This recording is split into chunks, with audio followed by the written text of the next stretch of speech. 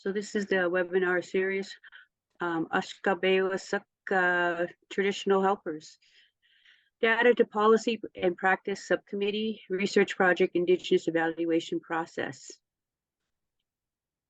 Our title page. And I'm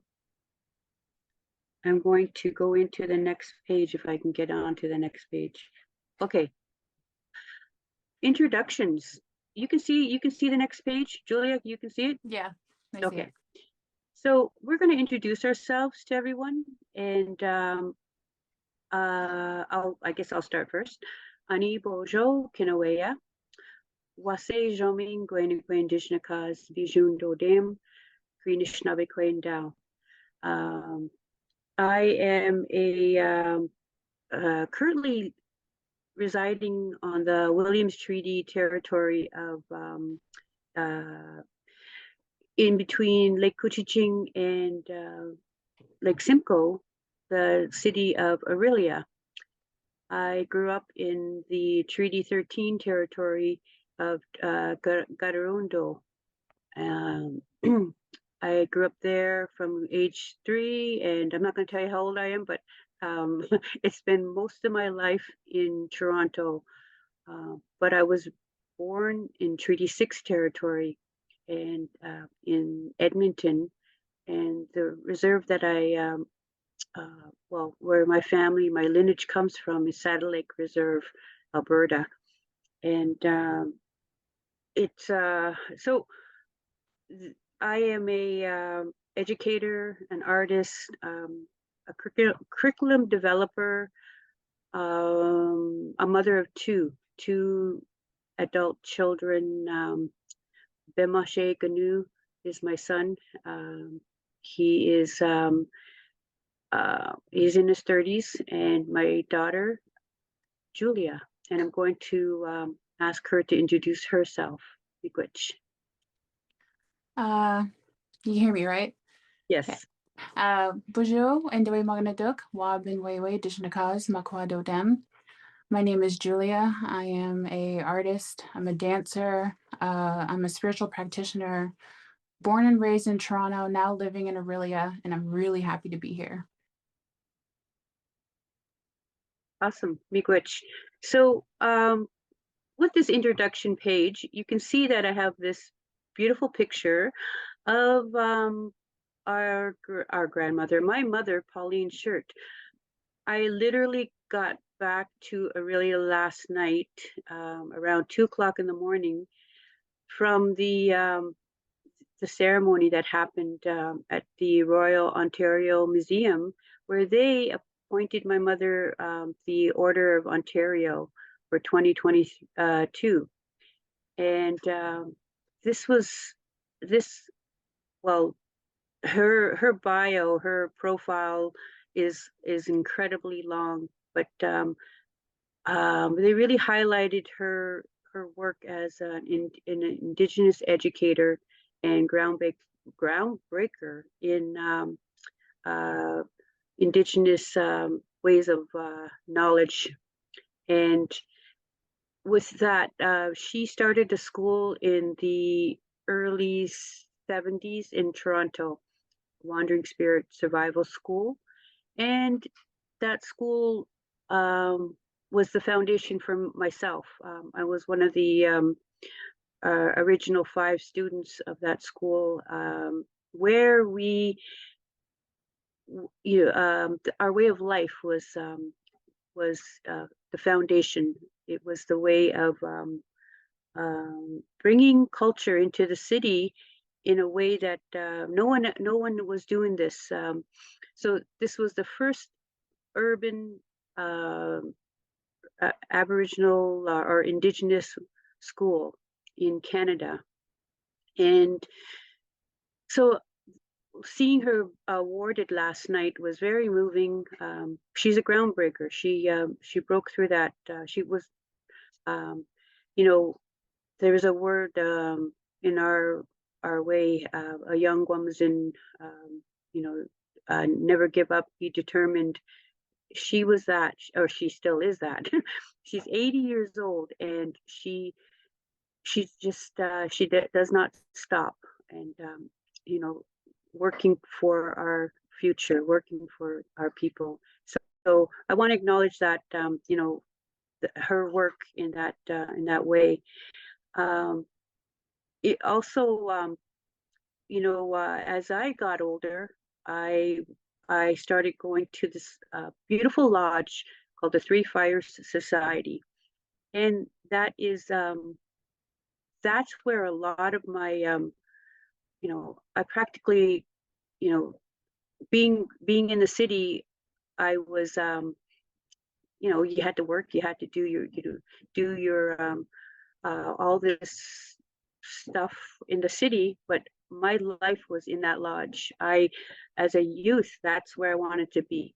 And so I took so many trips seasonally to be in that lodge, to be with our people in a traditional manner. And that's where my foundation also it was strengthened with what my parents gave us with Wandering Spirit. And Julia and my son Joseph, they were that's where they became first degree Medewans. I'm third degree. I don't usually say that, and it doesn't really. It's a way of life. It's a way of. This is a commitment. So I don't usually say I'm third degree, but that's what is my. This way of life is who I am. And again, so my children asked when they got older, when are we going to enter the lodge? When are we going to be part of this lodge that we grew up in? So they entered that lodge officially as first degree Medewans. And we're going to talk more about that. What this webinar is about is that traditional helpers. And what does that mean? What is that? It's very you hear it a lot. You hear what a helper is, but we really wanted to talk about that today. I want to acknowledge the season that we're in. We are in the Little Spirit Moon, and each of the nations have a way of talking about what this time we're in. The full moon was last night, and there was a completion happening. Each moon is a season, and you can see this. We are in Aurelia, and we have almost a foot of snow. It happened last night. So we have a story. Each nation has a story to recognize the seasons of the moon. It's baboon, that winter maker time, and he's here in in Aurelia. Lots of snow today, and it's also that time that we start looking to go within. It's that time. It's that quiet time, right? Well, we talk about that blanket of snow that covers Mother Earth. We are now our plants and our gardens and the cycle of energy is going within now. That the energy that was full bloom in summer and harvest time is now receding into Mother Earth. And that's what we should be doing, looking at, It's that quiet meditation time and looking at our stories also, that knowledge transfer. And that's very, very, it's important. And we're going to talk more about that after. Traditional knowledge framework. This is Julia and I and my niece Serafina. We are the ones that are we are working with Grandmother Pauline as a they have me down as elder on the Ontario Network Environment of Indigenous Health, which is the ON-NEIHR. I'm a traditional carrier, knowledge carrier, or knowledge keeper. And with this grandmother Pauline, who sits on the council also, um, she had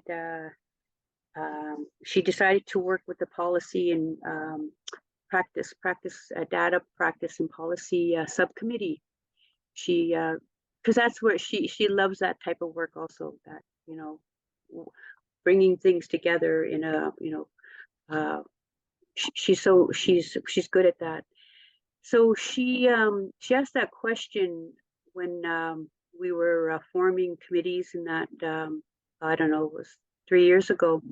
And she said, so how do we as Indigenous people evaluate? What is our traditional practice of evaluation? And so that's where this subcommittee has the foundation started with that question.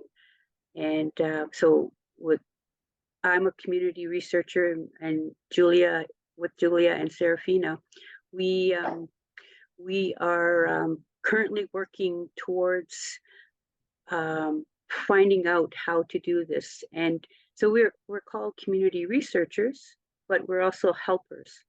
We have that in our traditional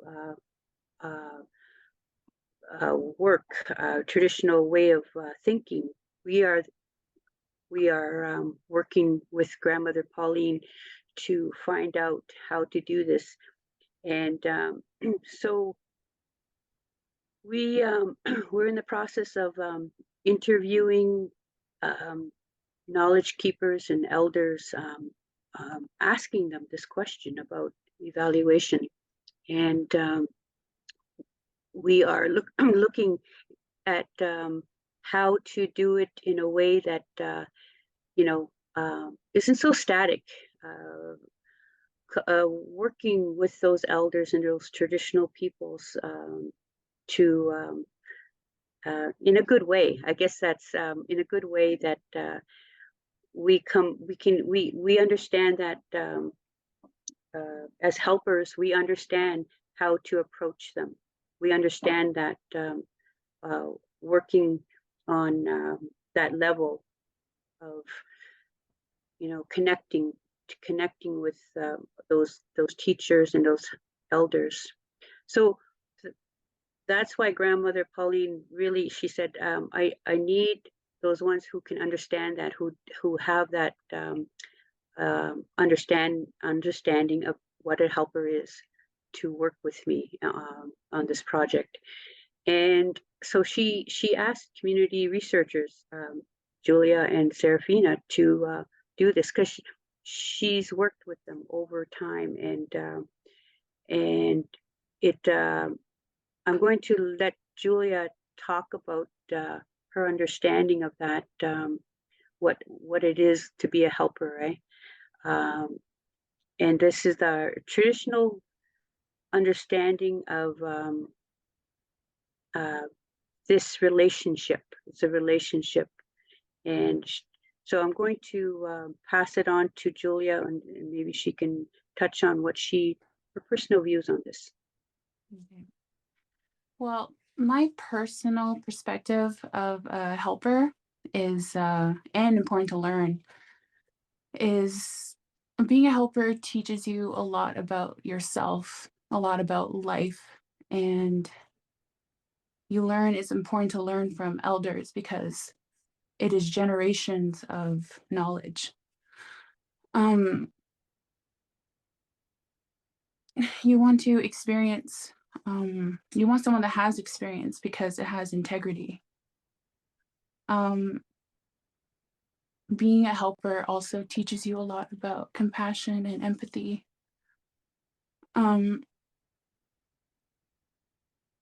It makes you want to help people as well. You just learn that from being a helper. And that's all I can pretty much say right now, but yeah. Yeah. So this page here talks about the different ways that we've worked together. First of all, there's this picture here, Elders Gathering, the Native Canadian Center in 1980s. This one here, I'm in this photo. I'm behind this grandmother um, on the left side, and I'm literally right behind grandmother Betty Pamp, Betty Ba.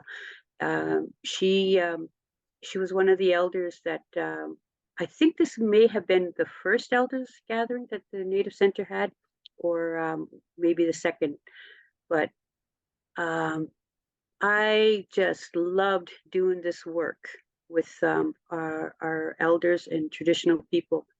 As a young person, um, you know, you didn't, when you volunteered to be a helper, you didn't know who you were going to be um, working with during that time. And that to me was that was so awesome to, you know, um, what year, who am I going to be with for that time? Maybe that 3 days, that 4 days. And so I literally tailgated this elder, and, but also making sure. So, like Julia said, you're learning how to work in a way that it's all about helping in a way. A good helper, you don't even know they're there, because they are the ones doing the work on this. You don't even see them half the time, because they're always looking ahead to what should be done. And I know for when Julia and I work together, I don't even have to ask her to do. Yeah, Uh, you won't be seeing me asking questions or anything, or I'll know what questions to ask or something, like helpers are the ones that make the ceremony flow. And not a lot of people see that, it's like not a lot of people notice. So maybe now you'll notice like the helpers are the ones that are almost like the backbone of the ceremony. Because how many times do we have to go and get medicines or running up and down the lodge to make something happen? Absolutely, absolutely. And so in different ways, Black River full moon ceremony. This was during COVID, that picture up there, and we were like 6 feet apart, always navigating the situation. How can how can this be done, and in a good way, and with integrity, with making sure that the ceremony flows, like Julia was saying.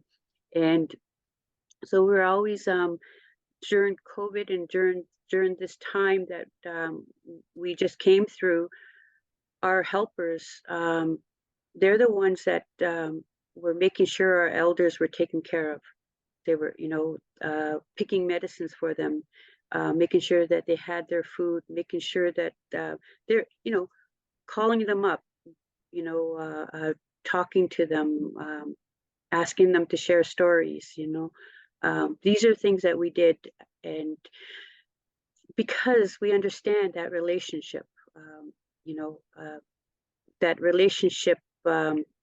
You see this picture here of Idle No More in City of Toronto. That was I think 2010, and so my mother was doing the opening. And again, we didn't know we didn't know we were actually doing this big ceremony there, but we pulled it together, and we were there to help her in any way to move the ceremony along. And it was raining, it was snowing, and nasty weather, right? Cold, yeah, cold Yeah, and wet, yeah. nervous, but we did it anyways. Exactly, exactly. So, there are many ways a helper will, again, help navigate the ceremony and make sure that that elder or that traditional person um, has those tools on the ready, because that ceremony needs to flow, or that session needs to flow, or they just, you know, they need that personal that that those tools for their own personal health, their wellness. So a helper's bundle we talk about bundles in our traditional ways, and each bundle is a personal. It's part of who we are, and we have this path of learning. So we can this path of learning. You can see that in the four direction medicine wheel here.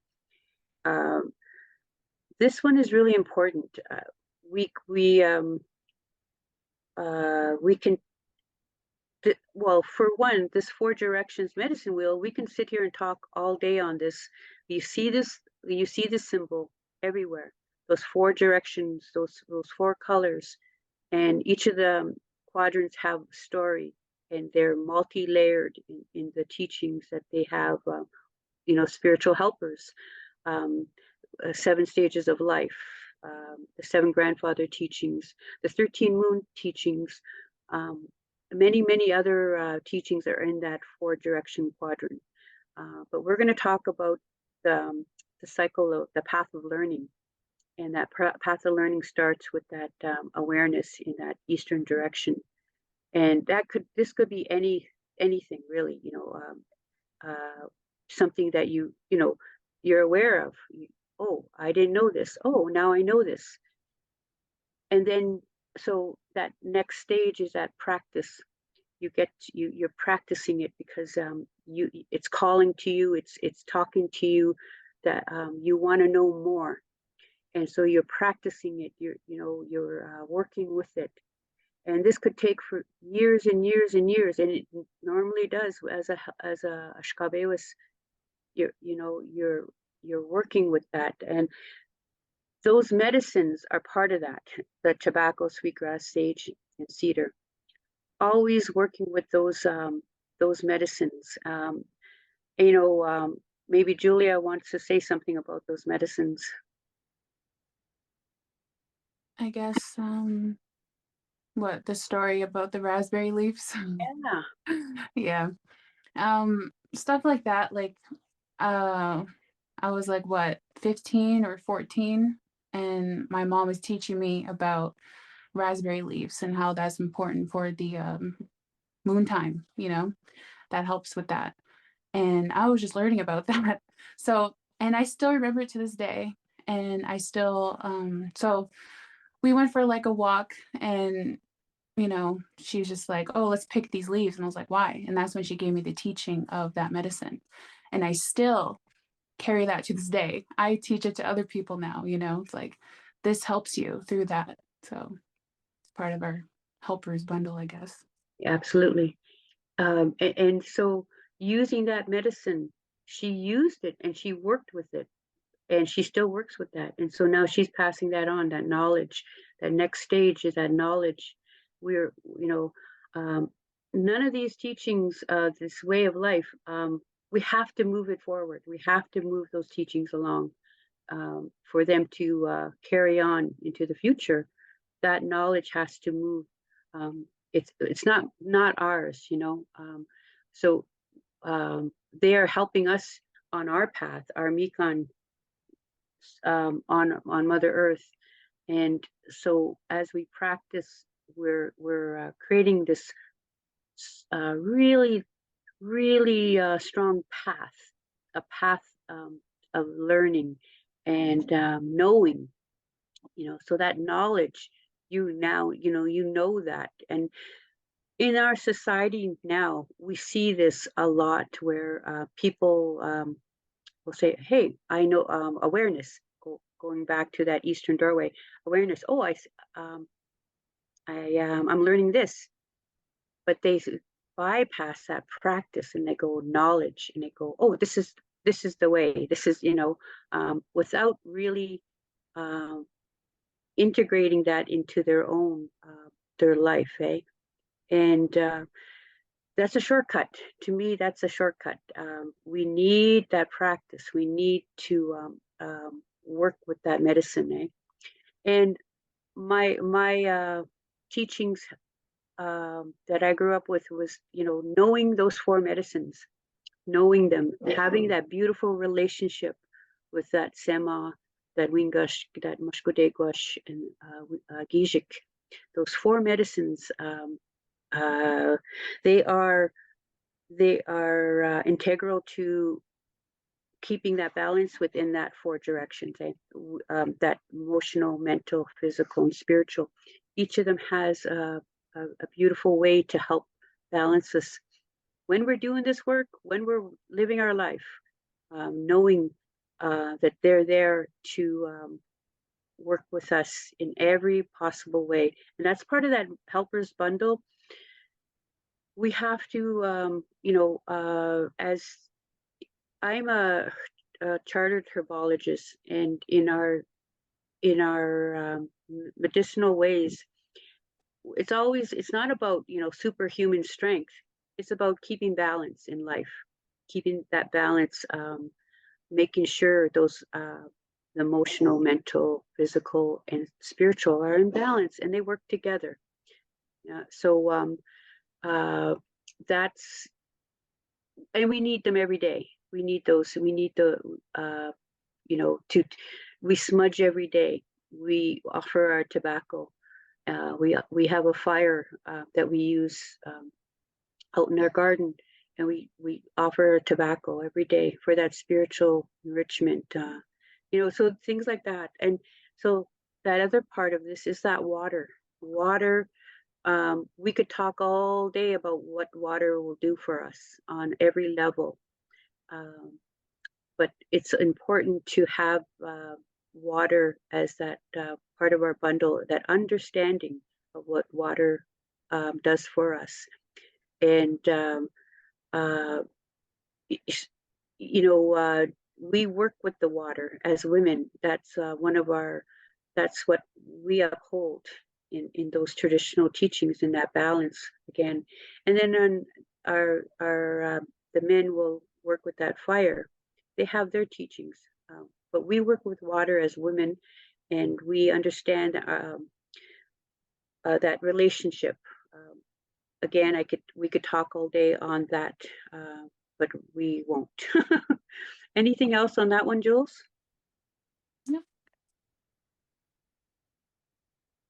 Oh, we're near the end of our presentation here.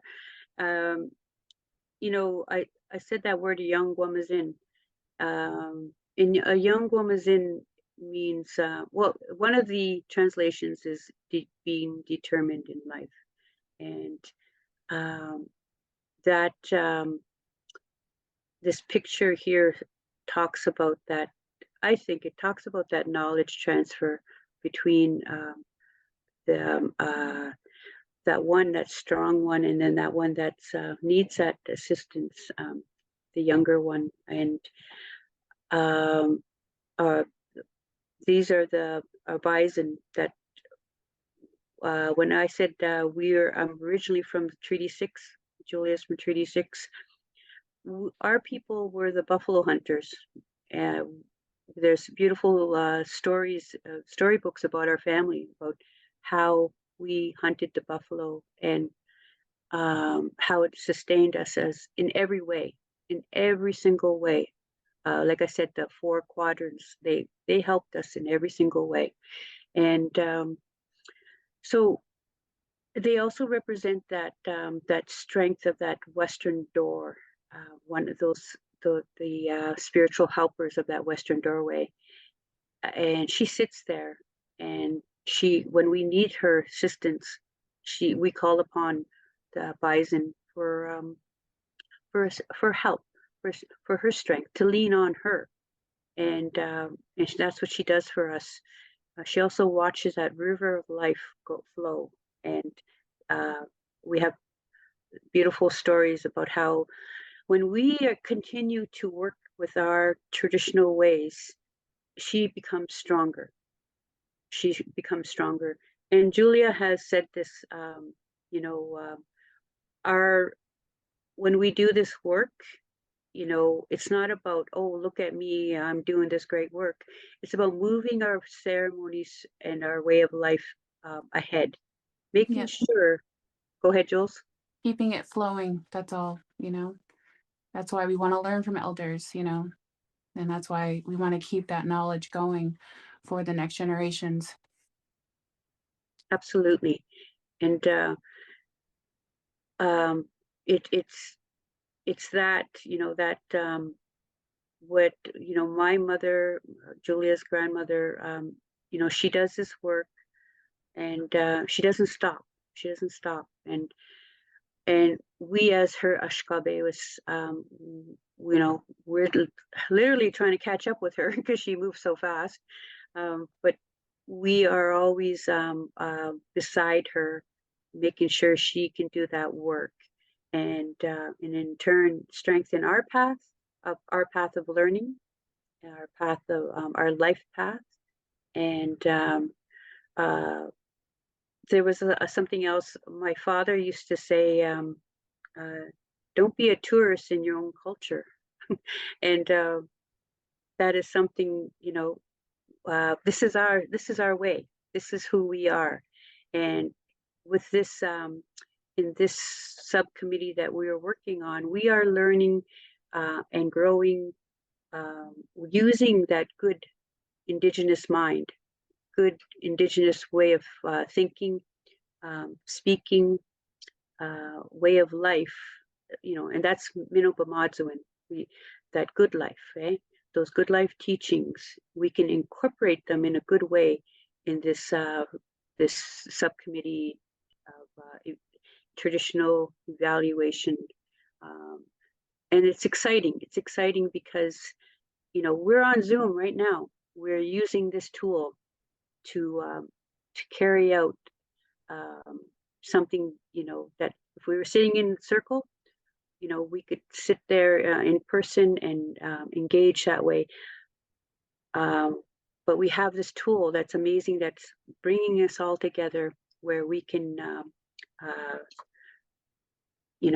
strengthen our way of life. Eh? So with that, I'm going to see if what we can, if we have any. Oh, I can see. Okay, good. Thank you, Lynn. So if anyone, if you have any insight, or if you want to share anything around this, um, you can use the chat, and we can engage that way. Julia, do you have anything else you want to say? Not really. I guess I could just say that being a helper is probably one of the most fulfilling things ever in my life. And I'm just so grateful to be brought up this way. Like, I'm so grateful. And, hopefully people will teach their little ones, or that you want to learn, anyone here that don't know anything. I don't know. But it's just like, it's so fulfilling. I love it. Miigwech, thank you so much.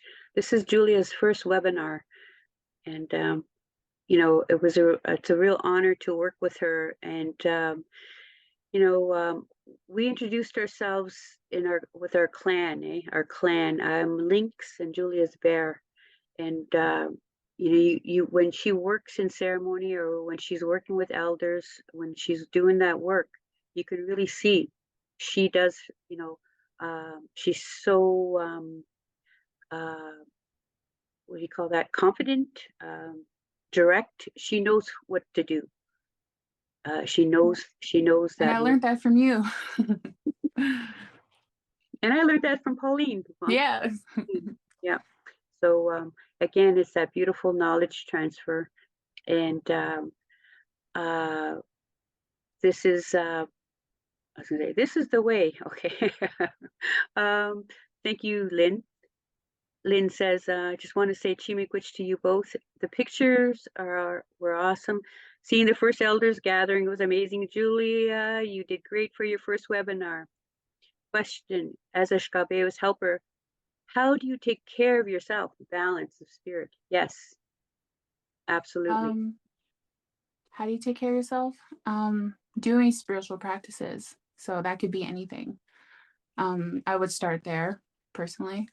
So that could be anything, as just like lighting a candle, smudging every day, And the reason why we do spiritual practices is to remind yourself that you're a spirit, you know? It's the only reason why we do those things. And attending ceremonies and putting yourself out there, asking questions, offering your tobacco to an elder, if you don't know something. Absolutely beautiful. Thank you, Jules. That goes back to that teaching of knowing those medicines, those four sacred medicines, and knowing what they, what she said, offering that tobacco. When you offer your tobacco to an elder, knowledge keeper, somebody that you're um, you're posing a question to, that person, when they accept that tobacco, there's a knowledge exchange. You can't see that. It's a spiritual knowledge exchange, and it's happening in the spirit world.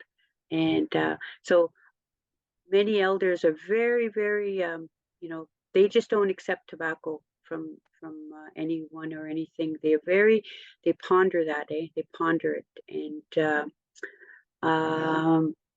so yeah, it's very careful, they're very careful on this path, because they know when they accept that sema, there is there's a commitment there. There's a accord, and they have to complete that.